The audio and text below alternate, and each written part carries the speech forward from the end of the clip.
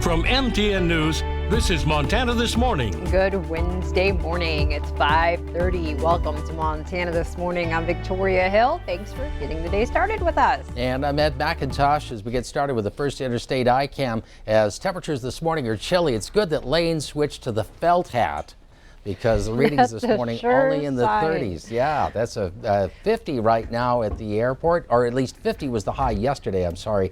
34 right now, so well below the seasonal averages. Temperatures region-wide are in the 20s, 30s. Notice that the warmer readings are really in north central Montana, with Cutbank and Great Falls at 47, 45 in Havre this morning, where we saw yesterday teens to 20s in northeastern Montana. Now we're starting off from Miles City to the north in the 30s, and even 44 being reported from Glasgow a few minutes ago, and it's been hanging there through the overnight hours. The colder readings are through southern Montana. Butte and Dillon in the low 20s, 28 right now in Livingston, 28 also in Sheridan, 29 for you in Cody, and only 32 in Miles City. And we've already seen unofficially some record cold temperatures set in those locations. So temperatures into the 20s and 30s across southern Montana and northern Wyoming this morning. So we're off to a chilly start. Frost and freeze conditions region-wide, as temperatures will try to edge up later in the day. We'll hit the highs 65 to around 70 over a broad area of southern Montana and northern Wyoming. Warmer temperatures to come. We'll talk about that coming up in a few minutes. All right, that's good to hear. It's a little chilly driving to work in the morning. For sure. Yeah. Yep. All right, thanks, Ed. I'll get to news. Okay, thanks. New this morning, firefighters are on the scene of a house fire that broke out on Billings West End. Crews responded to 4227 Ellington Avenue Southwest just after 2 o'clock this morning to find a mobile home engulfed in flames. We've heard reports everyone made it out of the home safely. There's been no official word on the amount of damage to the home, but it appears to be a complete loss. We'll update you with more information as it becomes available. Also happening overnight, at least one person is dead following a fatal crash in Rosebud County. It happened in Lame Deer just before 1 o'clock this morning on the south end of town at the intersection of Highway 4 and Sweet Medicine Road. According to the Montana Highway Patrol, just one vehicle was involved in the crash. As of 4 o'clock this morning, crews were still working to extricate a passenger from the vehicle. Any other details on the crash, including how it happened and how many people were involved, have not been released at this time.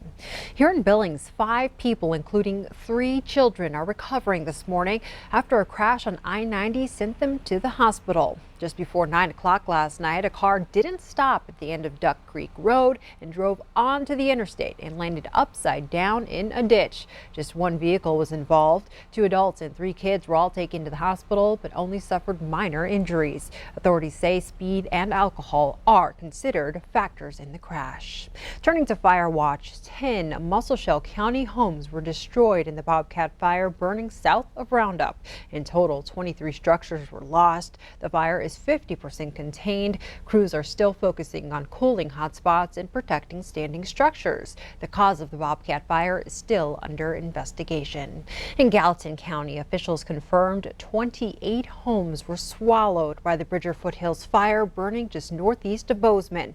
Gallatin County Sheriff Brian Gutkin says even more outbuildings were lost, though they didn't have an official number yet. Gutkin praised firefighters, saying more homes would have been destroyed without their efforts. So far, the fire has burned more than 7,000 acres. One Bozeman woman risked her life to save horses and other livestock from the flames. 24-year-old Teresa Ball said authorities told her no one would be able to go in and save her if she got trapped. But the Good Samaritan headed into the Bridger Mountains anyway and returned with dozens of animals, likely saving their lives. Ball says she loves the Bozeman community and wanted to show just how selfless it can be. I really just hope that it shares a positive message, and they know that, you know, there's a bunch of us out there that maybe don't live on Bridger Canyon Road or Jackson Creek, but we're all ready to help and jump in if need be, and honestly, you know, ready to do most anything for everyone. You can help victims of the fire by donating to the Bridger Foothills Fire Relief Fund at GreaterGallatinUnitedWay.org. Continuing our coverage, we now know the name of the man found dead behind a Billings motel over the weekend. 26-year-old Adrian Goodbear died from a stab wound to his arm. 25-year-old Adriano Fowler is being held for the crime on a felony deliberate homicide charge. Court documents state Fowler admitted to stabbing Goodbear with a glass shard from a broken liquor bottle during a fight outside of downtown Hardee's. Police believe Goodbear then drove himself to the Roadway Inn, where he died from his injuries. In the latest election news, local officials are moving forward with plans to conduct the 2020 election entirely through the mail. This as a handful of lawsuits could impact who's on the ballot and how the election is held. Here in Billings, the ballots are getting printed this week, and officials say it's too late to change now. We're geared up for mail ballot at this point. To turn over to a polling place election, you need to reorder your ballot stock because it needs to have stubs on it, and there's all these little ins and outs and statute that are very different between mail ballot and a polling place election. And then, of course, you're trying to find election judges and making sure that polling places are open if they're even available anymore. A federal appeals court rejected a last-minute effort to reinstate Green Party candidates to the Montana ballot. President Trump's campaign filed a lawsuit against Montana and 5 other states last week in an attempt to stop mail-in voting. The case is still pending. Meanwhile, the ACLU is suing the state of Montana for an election law they say suppresses Native American voting. A Yellowstone County district judge heard testimony for the first time yesterday. The law in question is the Montana Ballot Interference Prevention Act, which restricts people and organizations from collecting more than 6 ballots. The state says the law is designed to cut down on voter fraud. However, the ACLU claims it will disrupt a long-running practice of Native American advocacy groups collecting ballots on rural parts of Montana reservations. The bench trial is expected to run until the end of the week. Another lawsuit pits Governor Steve Bullock against the U.S. Postmaster General Louis DeJoy. Bullock's suit claims changes made to the Postal Service are harming Montanans' ability to send and receive essential mail. The suit also says that under DeJoy, the Postal Service has removed mail drop boxes and dismantled large sorting machines in the Treasure State. Governor Bullock is asking the court to declare DeJoy's policy changes unlawful and immediately require the actions be undone. Now we go to Bozeman, where the mayor has officially been asked to resign after allegations he mistreats city staff. At a special city commission meeting last night, several current and former employees spoke out against Chris Mell and his conduct. Mell says he acknowledges and apologizes for what he calls his direct leadership style, which he says he's working to improve. But at the meeting, his own deputy mayor called his behavior inappropriate and said it's become a pattern.